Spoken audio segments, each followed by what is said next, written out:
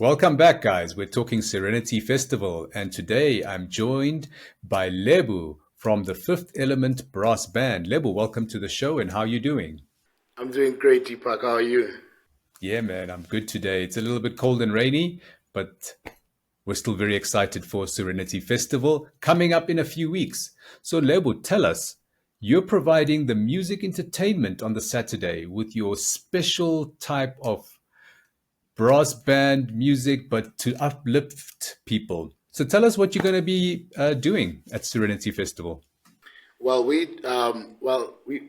setup is kind of like marching band vibes, but we still try to keep in the theme of serenity, and also we just wanna, promote South African music, through our style of play and our performance, and just be versatile in our performance. Just give everybody a good time.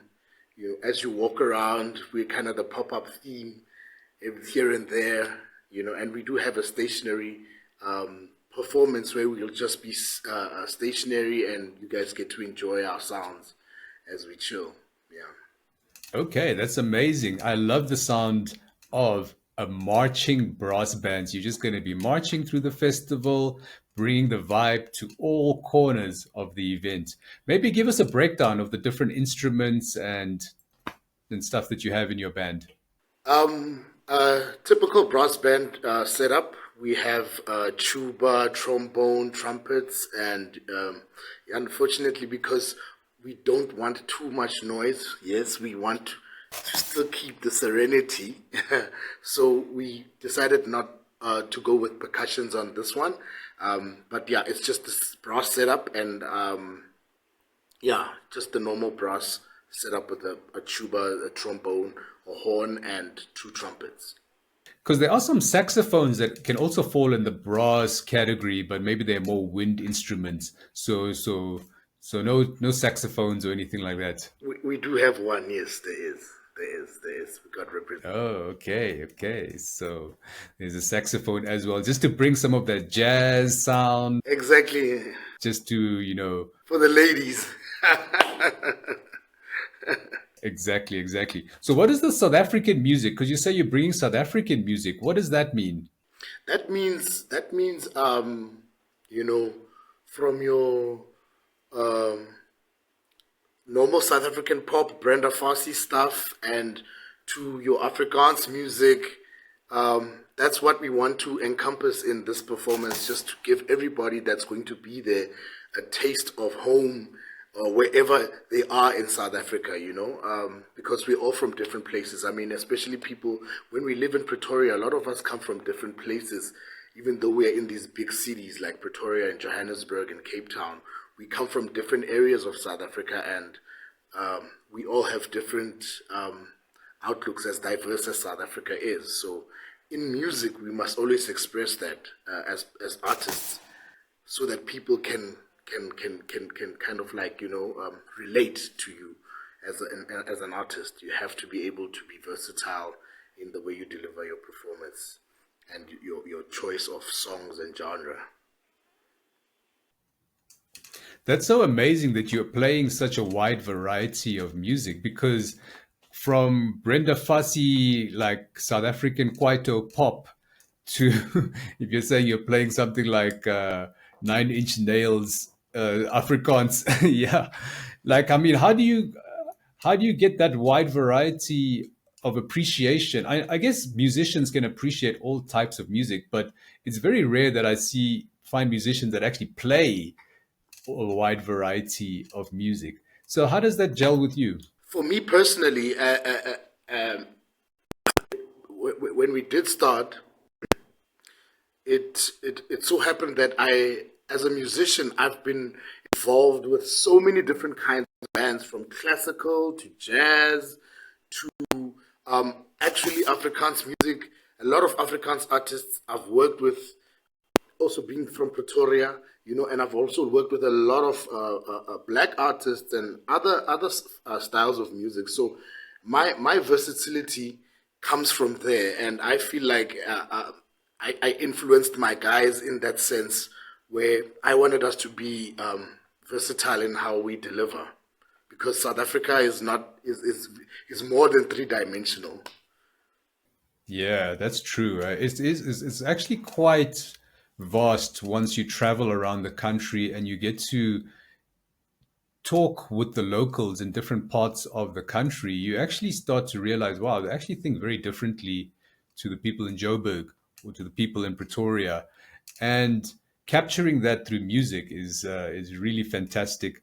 Bring that into Serenity Festival, share the wide variety of music from all corners of our country, and help to uplift our audience, at Serenity. So, Lebu, we're very interested. How did you get into music? It sounds like a life passion of yours. Yeah, my dad is everything to me, and I think the first time I saw him with a trumpet on his lips playing in church, I think that's when I knew what I'm gonna do when I get older. Because yeah, he's a big inspiration to me, and since then I've been trying. I've studied music at church, and then I went on to study music in university, and now I teach music. So music has been a huge part of my life, from childhood to this point. Yeah. Okay, yeah, it looks like you've completely embodied music and now it's just what you do and it's what you love to do. And this is an amazing thing that I've noticed about a number of people at Serenity Festival. They haven't been stuck and caught up in the corporate system, getting a degree and doing some job that they don't like, and then doing what they do like on the weekends, because that's what most of people do, right? They go to some work, they don't like it, they have to wake up early, they have to put on some different clothes, go to the office, sit in a cubicle, hit this little keyboard. Very few people actually enjoy doing that. And then you've taken a completely different approach. And this is, like I said, what I've noticed with a lot of Serenity vendors and people involved in the Serenity Festival is they want their life to be their work. And I see that in you. Like, you don't want to be doing work and then doing life. You want to integrate your life and your work and how you dress and what you do and how you think. Everything must be integrated. And I really think that's when your true potential can come out to the forefront, and flourish. Do you want to comment on that? Yeah, definitely. I feel like we need people like that. I'm not gonna bust on people that have their 9 to 5s and they do their thing. We all trying to survive, but also I need to appreciate the risk takers. The dreamers, um, the guys that just want to go for it, and nothing stopping them. I'm a little bit like that. Yeah, I can definitely relate to everyone in the Serenity Festival, because we are all trying to create this dream that we see, and nothing is gonna get in the way of trying to make this thing happen. And Fifth Element is just another branch of a bigger picture that I have for my fellow brass musicians and my fellow musicians that work with me, and myself included. And I really want to thank Serenity Festival for giving us this opportunity, because this is Fifth Element's actual first gig. So yeah, it's a step forward towards the goal.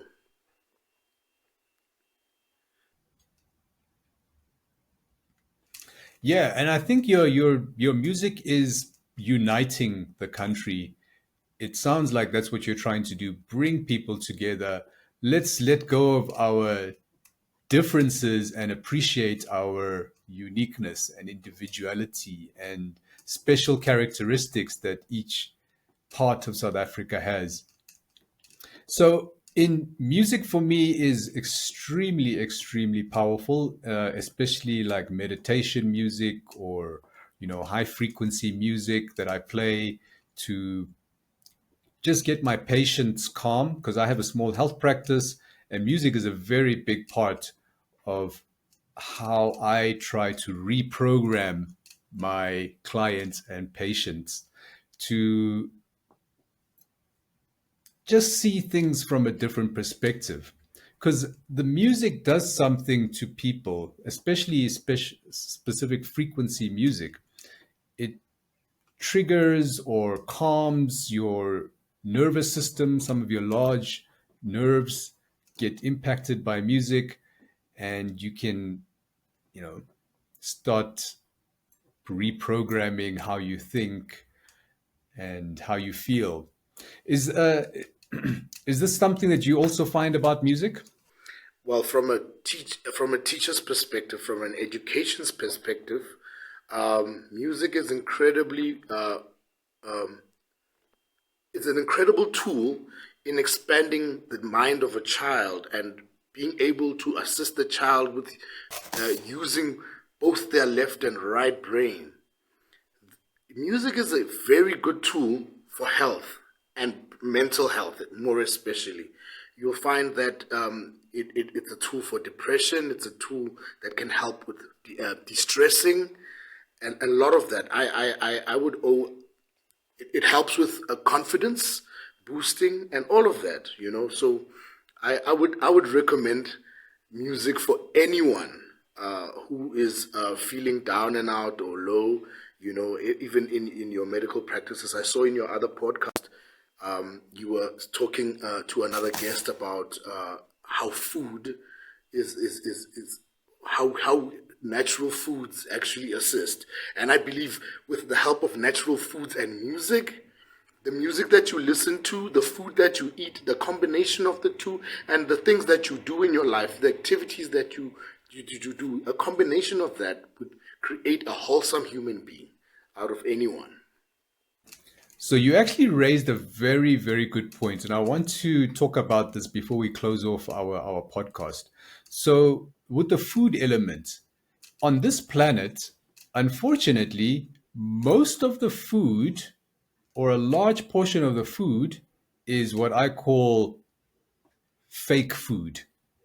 It's processed, it's full of junk, it's full of toxins, it's making you sick. But this is what you buy at the supermarket, and this is what you get at most fast food joints and restaurants. But there is wholesome food. And if you eat wholesome, natural, toxin free food, my gosh, your body just sings with joy. It is so, so happy, and your health is almost effortless. Music is the same in a sense, because when I look at the music industry, I see a lot of the music is fake.